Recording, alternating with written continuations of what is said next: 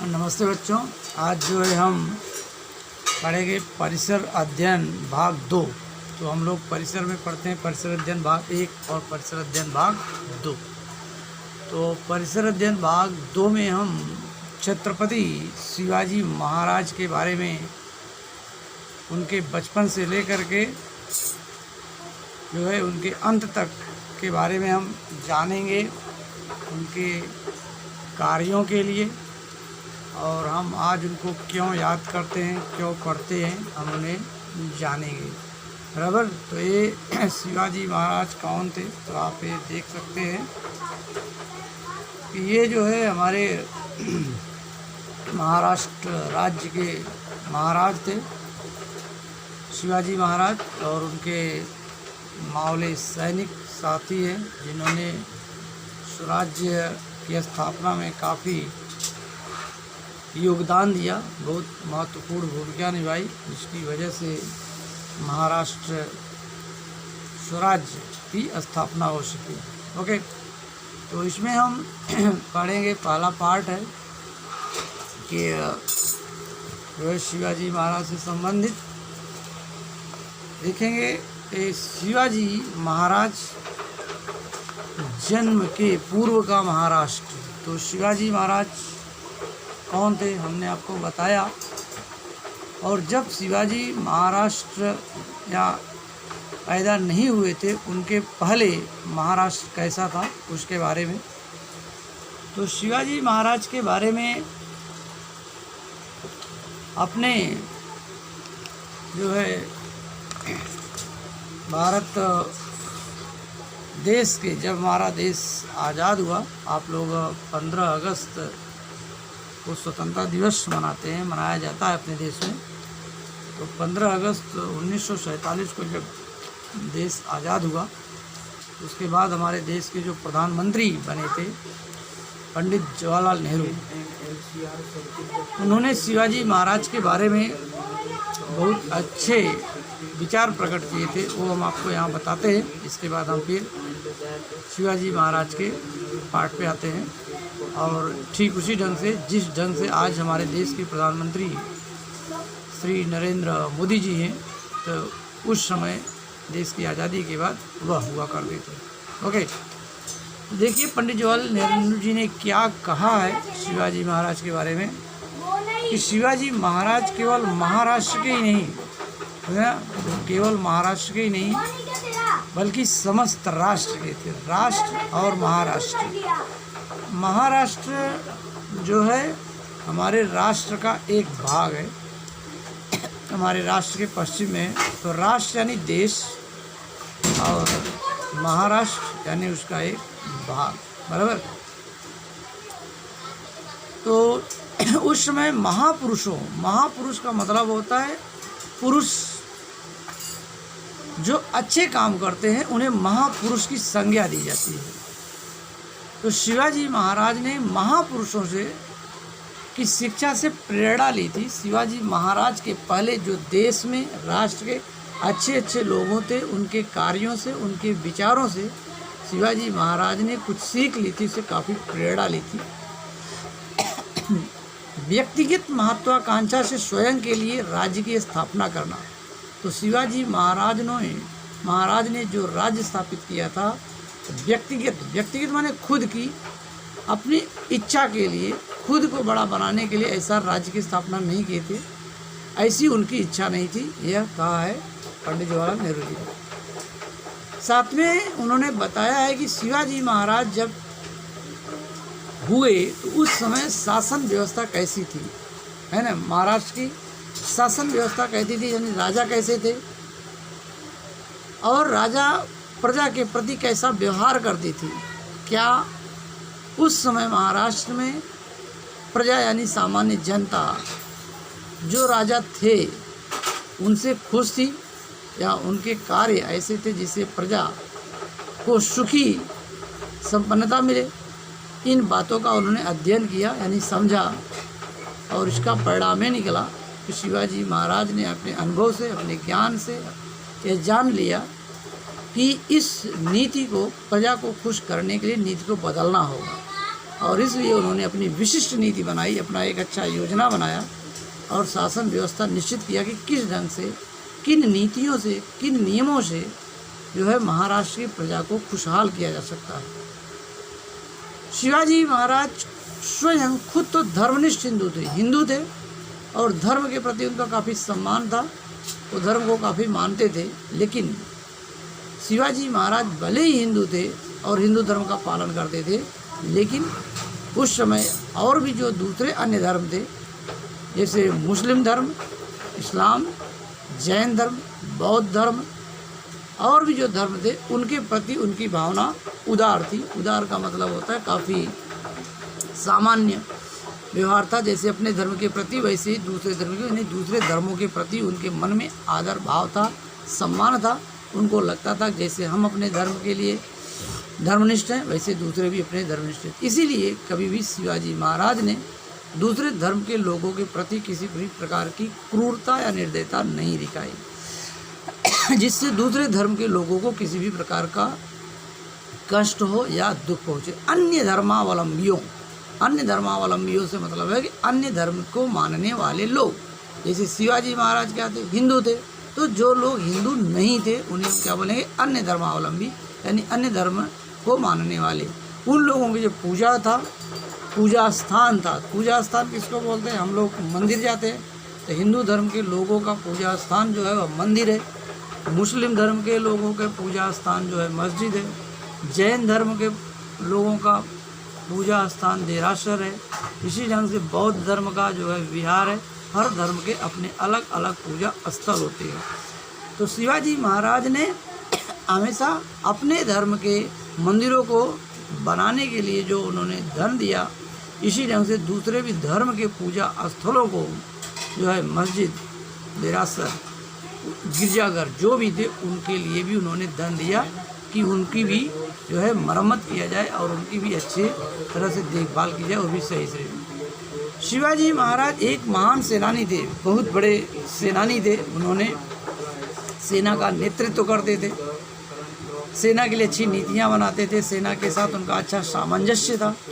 स्वतंत्रता की रक्षा के लिए मतलब जब शिवाजी महाराज थे तो अपने महाराष्ट्र राज्य यानी जो हिंदवी स्वराज्य था उसकी आज़ादी बची रहे, उसके लिए उन्होंने जल सेना का मतलब होता है समुद्र में लड़ने वाली सेना, क्योंकि उस समय हमारे देश के पश्चिम में जो अरब सागर है, उस अरब सागर के माध्यम से अंग्रेज लोगों से आक्रमण की संभावना बन गई थी। इसीलिए जल सेना के महत्व को समझते हुए शिवाजी महाराज ने जल सेना की भी स्थापना की थी।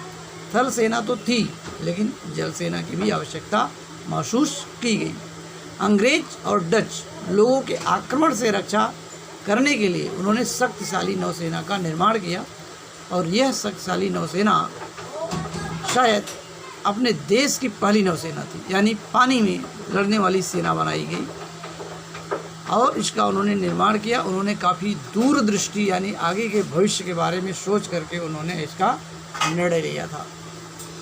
और प्रतापगढ़ की रचना देखकर उनकी युद्ध कला की निपुणता का आभास होता है। तो प्रतापगढ़ जो है एक शिवाजी महाराज, ये जो है शिवाजी महाराज द्वारा बनवाया गया बहुत बड़ा एक किला था और इसकी रचना को देख करके शिवाजी के बारे में, उनके कार्यों के बारे में जो है आप सहज ही अनुमान लगा सकते हैं। ओके, तो इसकी युद्ध कला, युद्ध की नीतियों का अनुमान लगाया जा सकता है। और शिवाजी महाराज को अपने देश पर असीम प्रेम था, असीमित, असीम माने अपने देश के प्रति उनके मन में जो प्रेम भावना थी उसकी कोई सीमा नहीं थी। और शिवाजी महाराज मानवीय सद्गुणों, एक मनुष्य के अंदर किन किन गुणों का होना आवश्यक है और उन सभी गुणों से शिवाजी महाराज भरे थे।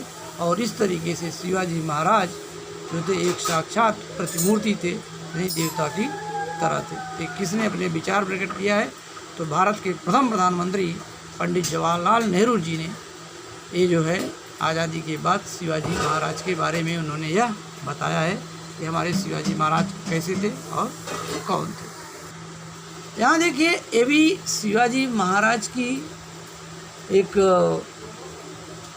चित्र है, जो कि शिवाजी महाराज जब थे तभी उनके दरबार में एक चित्रकार था। चित्रकार जो होता है, जो चित्र बनाता है, चित्रकार थे मीर मोहम्मद, जिन्होंने शिवाजी महाराज का चित्र बनाया था।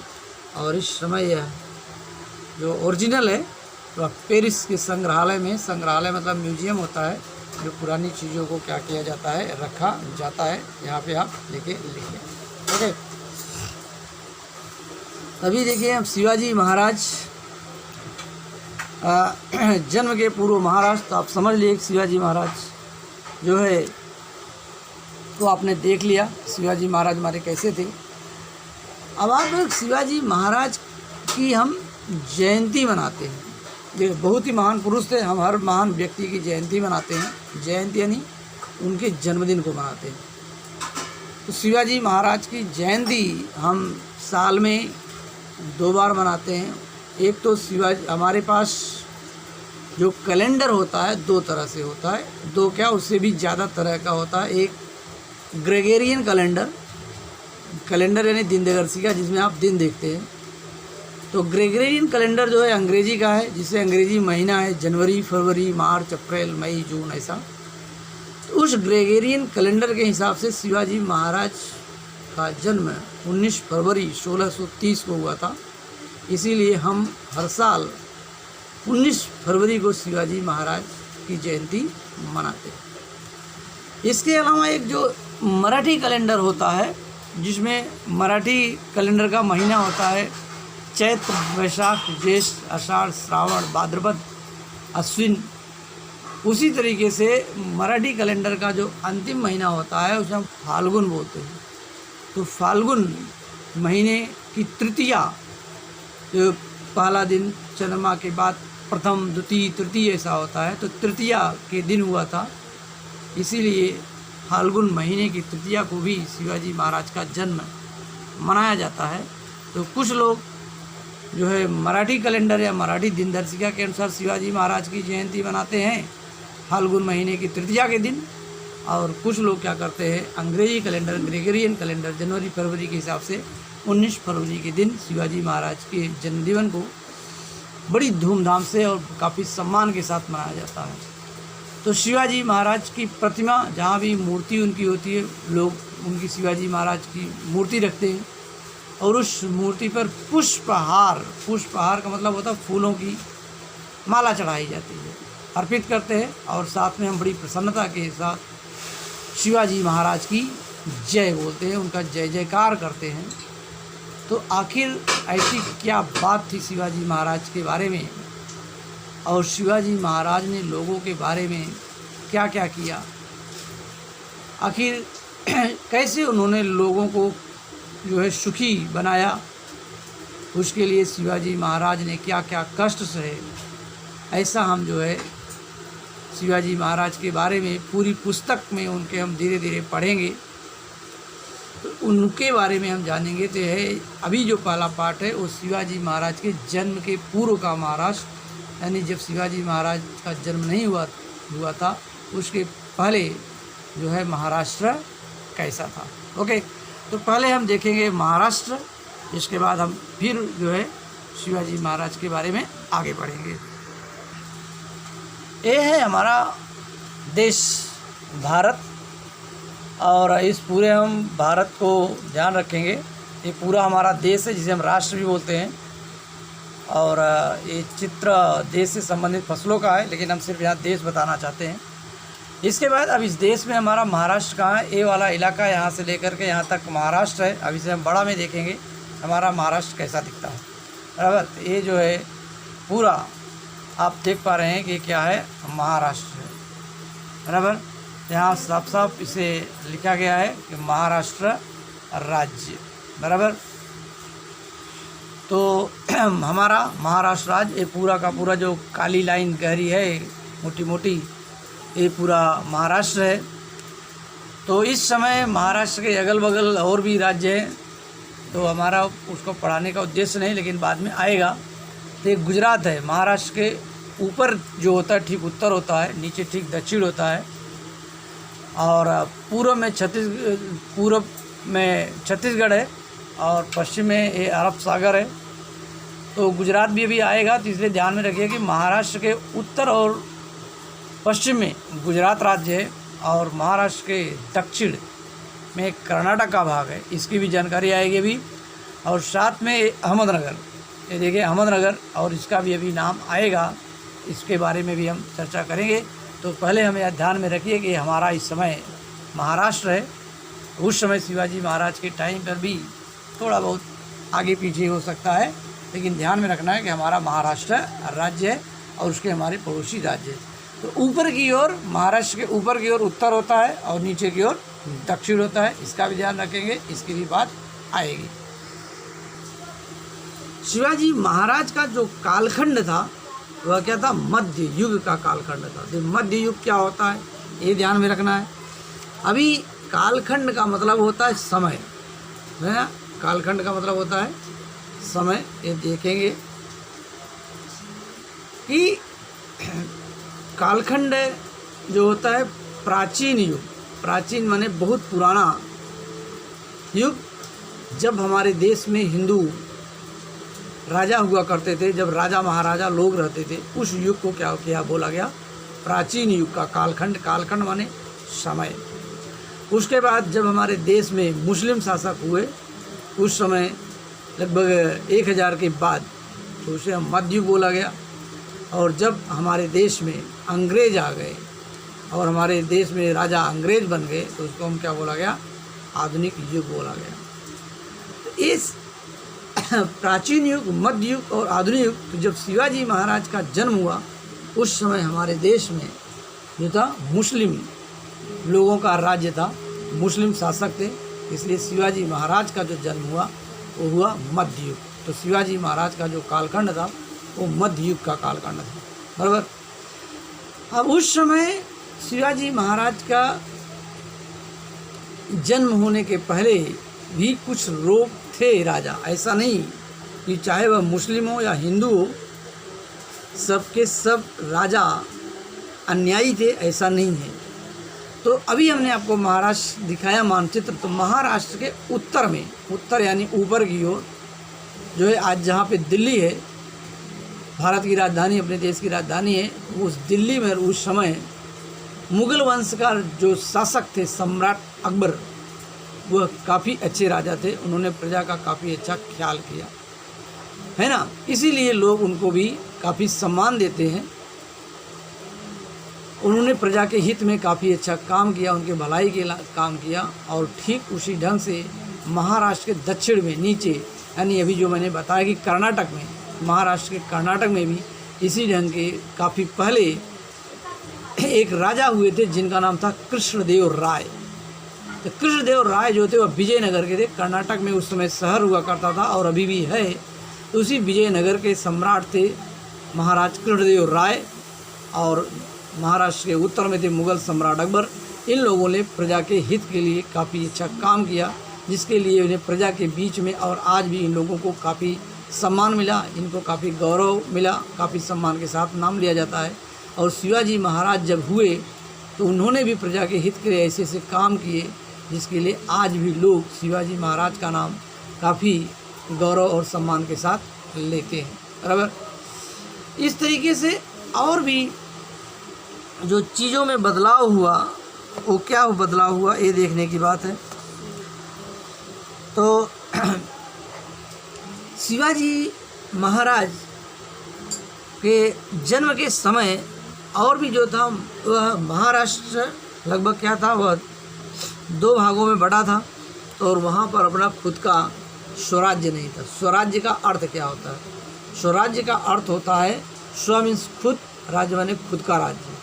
तो स्वराज्य का अर्थ यही है कि शिवाजी महाराज के समय अपना खुद का स्वराज्य नहीं था, अपना राज्य नहीं था।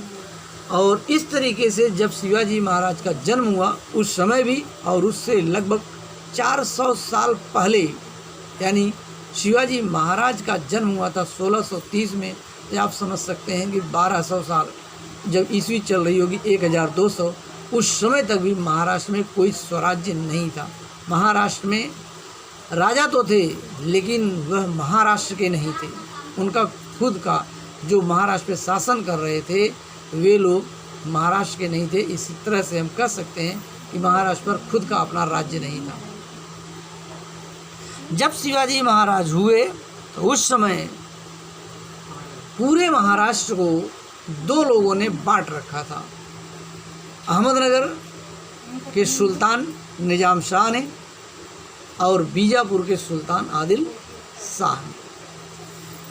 अहमदनगर अभी हमने आपको दिखाया था कि अहमदनगर किधर है, तो हमने आपको महाराष्ट्र वाले मानचित्र में दिखाया है ना कि पूरा जो है महाराष्ट्र है और उस महाराष्ट्र में ये क्या है, अहमदनगर। आप देख पा रहे हैं इस ढंग से पूरा महाराष्ट्र। तो महाराष्ट्र में अहमदनगर यहाँ का राजा और एक कर्नाटक यानी यहाँ बीजापुर भी आएगा तो बताएंगे। तो इस अहमदनगर के सम्राट जो थे निजाम शाह थे और कर्नाटक में ही बीजापुर है और उस बीजापुर का जो सुल्तान थे, मुस्लिम धर्म में राजा को सुल्तान बोलते थे, इस बीजापुर के सुल्तान जो थे वह थे आदिल शाह। इन लोगों ने पूरे महाराष्ट्र को क्या किया था, आधे आधे भागों में लगभग बांट लिया था। और ये लोग जो थे काफ़ी अनुदार थे। अनुदार मतलब होता है जो दया न दिखाता हो, लोगों के प्रति कोई प्रेम की भावना नहीं थी। और ये लोग बहुत ही अत्याचारी थे, लोगों पर तरह तरह से कष्ट देते थे। उन्हें हम बोलते हैं अनुदार, यानी उदार न होना। हर ढंग से प्रजा के कष्टों पर इनको कोई ध्यान नहीं था, सिर्फ अपने से मतलब था। ये सुखी तो इनको समझ में आता था कि सब सुखी, जबकि ऐसा नहीं था। प्रजा हर तरह के कष्टों से परेशान थी, लेकिन इन लोगों को प्रजा के कष्टों से कोई मतलब नहीं था। और इन लोगों में खुद ये सुल्तान जो महाराष्ट्र को पूरा तरह से बांट लिया था, अहमदनगर के निजाम शाह ने और बीजापुर के आदिल शाह ने, ये दोनों लोग हमेशा क्या करते थे, आपस में झगड़ा करते रहते थे। अहमदनगर का निजाम शाह चाहता था कि वह किसी ढंग से बीजापुर के सुल्तान आदिल शाह को हरा दिया जाए युद्ध में और उनके राज्य को कब्जा कर लिया जाए। और यही भावना बीजापुर के सुल्तान आदिल शाह थी कि वह अहमदनगर के निजाम शाह को हराने में लगे रहते थे। इसके लिए हमेशा दोनों ही सुल्तानों के बीच युद्ध होता था और दोनों में जो है प्राणघाती शत्रुता थी, एक दूसरे को मरने और मारने पर उतारू थे, है ना, कि कम अवसर मिले एक दूसरे की जान ले लिया जाए और उनके राज्य को क्या किया जाए, हड़प करके अपना खुद का जो है राज्य बनाया जाए। तब आप सोच सकते हैं कि जब पूरे महाराष्ट्र में खुद का उनका कोई राजा नहीं था तो उनके कष्ट को सुने कौन और क्यों सुने? क्योंकि ये लोग राजा तो थे, यहाँ से फ़ायदा तो लेते थे, लेकिन प्रजा के प्रति उनका कोई ख्याल नहीं था। जब प्रजा के प्रति उनका ख्याल नहीं और प्रजा के प्रति वो ख्याल करे क्यों और कब करे, जब वे हमेशा एक दूसरे को हराने में लगे थे, दोनों के एक बीच में दुश्मनी थी, तो प्रजा के क्यों ख्याल करे? ऐसे हालात में क्या हो रहा था, प्रजा की बहुत बड़ी दुर्दशा हो रही थी।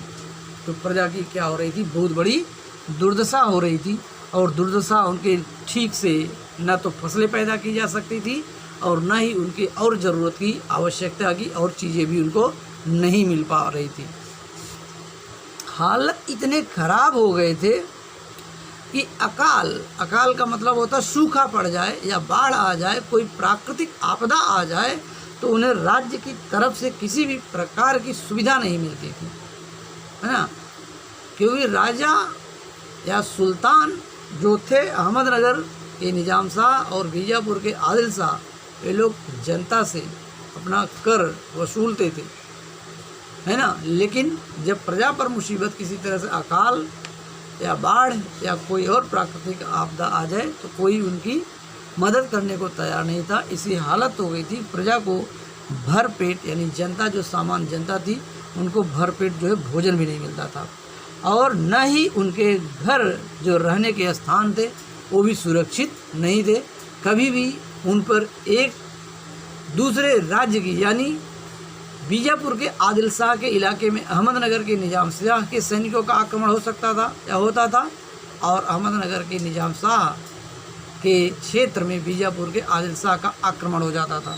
और इस आक्रमण में सैनिक क्या करते थे, उनके पशुओं को मारते थे, है ना, उनके घरों को उजाड़ देते थे। फसलों में लड़ाई की वजह से घोड़े दौड़ा दिए जाते थे, इसलिए उनकी फसलें क्या होती थी, बहुत नष्ट हो जाती थी।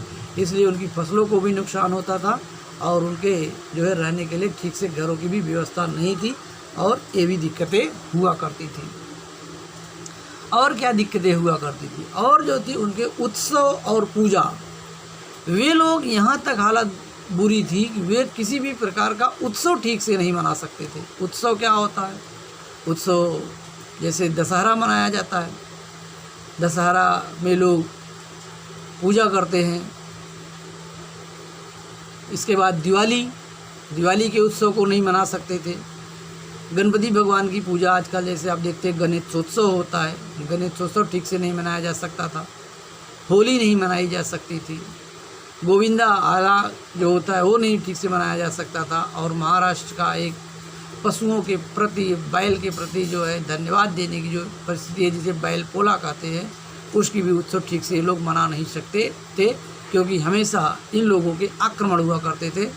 इसलिए हमेशा वे लोग डरे रहते थे और उत्सव भी नहीं मनाते। और यहाँ तक कि भगवान की पूजा मंदिर में उनकी जो पूजा होती थी या घर पे भी जो पूजा होती थी, वह डर का इतना ज़्यादा माहौल हो गया था कि वो किसी भी तरह से पूजा भी नहीं मन कर सकते थे मंदिरों में जा कर के। तो इस तरीके से हर जगह अराजकता थी, उत्सव और पूजा दोनों ही संभव नहीं था। अब देशमुख और देशपांडे क्या है? देशमुख और देशपांडे उस समय बीजापुर के आदिल शाह और अहमदनगर के निजाम शाह की द्वारा गांव के लोगों को देखभाल के लिए, उनके दुख को दूर करने के लिए, मुसीबतों कष्टों को दूर करने के लिए, उनकी समस्याओं के सुनने के लिए उन लोगों की तरफ से देशमुख और देशपांडे जैसे जागीरदार रखे गए थे। जागीरदार क्या होता है?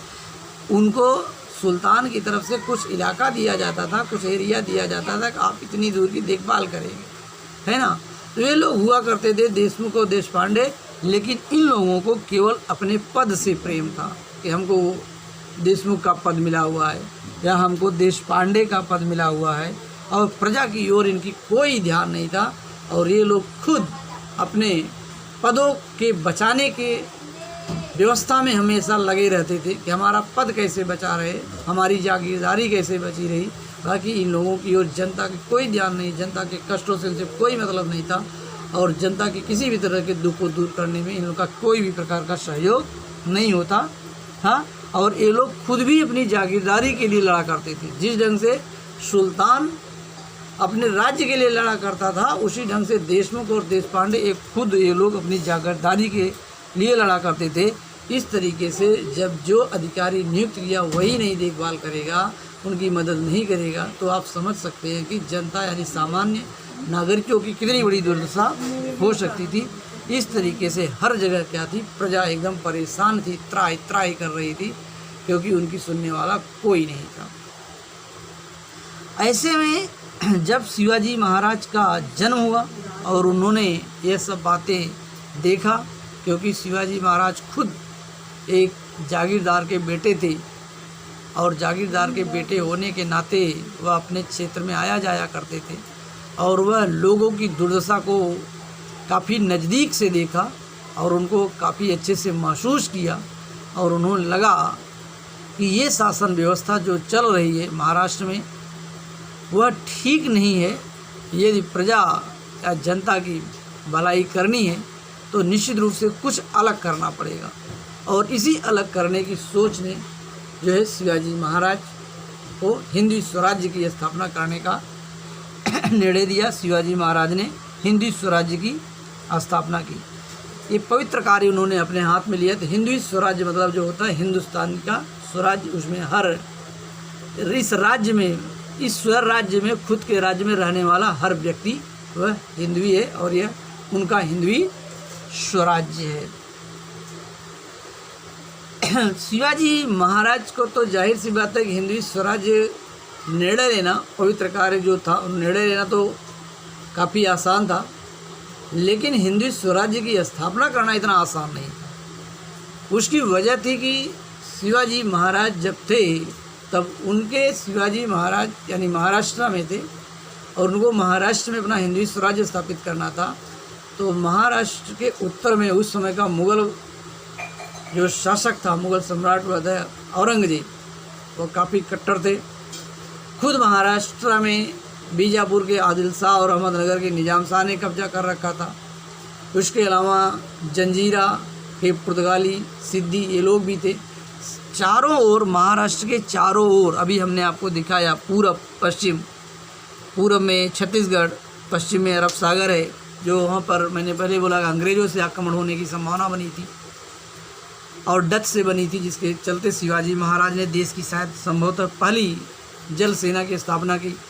उत्तर में मुग़ल सम्राट जो औरंगजेब था और दक्षिण में बीजापुर वगैरह और जंजीरा के सिद्दी, ये सब लोग थे। तो ऐसी हालात में शिवाजी महाराज के लिए यहाँ पर इस शासन या हिंदू स्वराज्य की स्थापना करना आसान काम नहीं था। तो शिवाजी महाराज ने जो कुछ भी बनाया उसमें दो चीज़ों का, जो हिंदू और मुस्लिम थे, उनमें शिवाजी महाराज ने किसी भी प्रकार का भेदभाव नहीं किया कि हिंदू को अलग व्यवहार किया जाए और मुस्लिम के साथ अलग व्यवहार किया जाए, और किसी भी अन्य धर्म के लोग हैं तो उनके साथ कोई अलग से व्यवहार किया जाए, ऐसा कुछ भी नहीं था। शिवाजी महाराज ने पहले से ये निश्चित कर रखा था कि हिंदू स्वराज्य का मतलब है कि इस स्वराज्य में, यानी महाराष्ट्र का जो राज्य बनेगा, उसमें जो भी रहने वाले लोग हैं सभी बराबर के हों, वह कोई भी किसी भी धर्म को मानता हो, किसी भी पूजा घर में जाता हो, क्योंकि पहले ही बताया कि शिवाजी महाराज काफ़ी उदार विचारों वाले थे, काफ़ी दयावान व्यक्ति थे। उन्होंने भले ही हिंदू थे लेकिन वह दूसरे धर्मों के प्रति काफ़ी सम्मान रखते थे। हिंदू धर्म के पूजा घर, मंदिर को यदि उन्होंने बनवाने के लिए धन दिया तो शिवाजी महाराज ने उसी दूसरे धर्म के, मुस्लिम धर्म के मस्जिद को और जो गिरजाघर इस तरीके के दूसरे थे जैन धर्म के, उनको भी उन्होंने क्या किया, धन उपलब्ध कराया ताकि उनको भी पूजा घर को अच्छे से बने।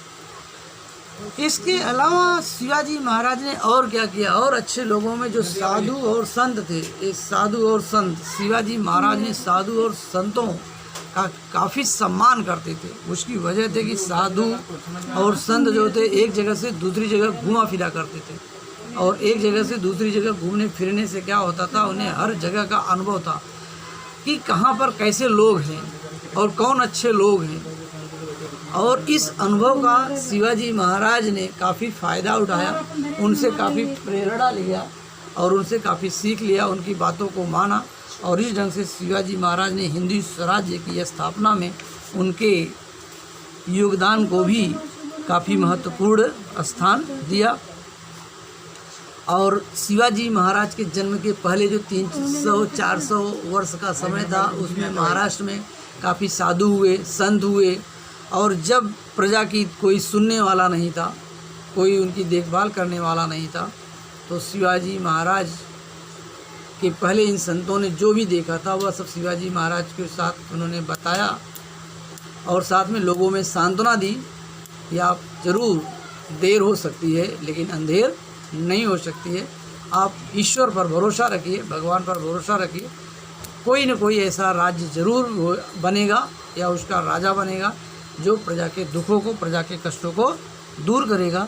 इस तरीके से शिवाजी महाराज अपने जन्म के पूर्व या जन्म के समय संत तुकाराम महाराज और स्वामी समर्थ रामदास शिवाजी महाराज के समय के थे, उनसे भी उन्होंने काफ़ी सीख ली, और इन सारे ज्ञान का उपयोग साधु संतों और महापुरुषों का जो भी उन्होंने सुझाव था उसका उन्होंने काफ़ी अच्छे से उपयोग करके हिंदू स्वराज्य को बनाने में काफ़ी महत्वपूर्ण योगदान दिया। ओके, अब हम देखेंगे स्वाध्याय, हम इसको करेंगे क्या है। तो हमने जो है सीखा शिवाजी महाराज कौन थे, शिवाजी महाराज के जन्म के पूर्व का महाराष्ट्र कैसा था। महाराष्ट्र हमारे देश भारत का एक भाग है। महाराष्ट्र के उत्तर, पूर्व, दक्षिण, पश्चिम में कौन है, जल सेना क्या है, और उस समय शिवाजी महाराज के टाइम पर कौन और किस दिशा में राज्य का शासन चला रहा था। महाराष्ट्र जो है बीजापुर के आदिल शाह, अहमदनगर के निजाम शाह में बटा हुआ था, ABC का, और उन लोगों द्वारा स्थापित देशमुख और देशपांडे थे जिन्होंने प्रजा का अच्छे से जो है देखभाल नहीं किया, जिसकी वजह से प्रजा की दुर्दशा थी, और इन्हीं के चलते शिवाजी महाराज ने हिंदू स्वराज्य का पवित्र कार्य अपने हाथ में लिया था। ओके। अभी देखिए क्या है, स्वाध्याय में कोष्ठक में से उचित विकल्प चुनकर रिक्त स्थानों की पूर्ति कीजिए। रिक्त स्थान है दिया गया है विकल्प। तो शिवाजी महाराज का कालखंड डैश युग का कालखंड था, प्राचीन, मध्य, आधुनिक। हमने आपको दिखाया था कि शिवाजी महाराज जब थे तो उसमें शिवाजी महाराज के पहले का कालखंड जो था वो क्या बोला जाता था, प्राचीन युग का कालखंड। और शिवाजी प्राचीन युग जब था जब हमारे देश में मुस्लिम शासक नहीं हुए थे राजा महाराज, तब प्राचीन युग। जब मुस्लिम हमारे देश में शासन करने लगे तो उसे मध्ययुग कालखंड बोला गया। और जब हमारे देश में अंग्रेज आ गए तो आधुनिक युग का कालखंड हुआ। तो शिवाजी महाराज जिस समय हुए उस समय देश में मुस्लिम थे। पहले वाला अहमदनगर का निजाम शाह मुस्लिम थे, बीजापुर के आदिल शाह मुस्लिम थे, उत्तर के मुग़ल सम्राट औरंगजेब मुस्लिम थे। उस समय शिवाजी महाराज का जन्म हुआ था लगभग, इसलिए शिवाजी महाराज का जो था कालखंड था वो मध्य युग का कालखंड था। जैसे शिवाजी महाराज का कालखंड जो था तो मध्य, यहाँ लिखेंगे मध्य युग का कालखंड। अगला है शिवाजी महाराज ने देश में स्वराज्य की स्थापना की। उन्होंने अपना स्वराज्य कहाँ स्थापित किया, महाराष्ट्र, मध्य प्रदेश और उत्तर प्रदेश। तो महाराष्ट्र के अभी आपको हमने जब दिखाया था तो महाराष्ट्र के उत्तर में मध्य प्रदेश है और मध्य प्रदेश के भी और उत्तर में उत्तर प्रदेश है। तो शिवाजी महाराज ने जो स्वराज्य की स्थापना की थी वो महाराष्ट्र राज्य में की थी, इसलिए उसका उत्तर है पहला वाला ही महाराष्ट्र। ओके, अब उचित जोड़ियाँ मिलाइए।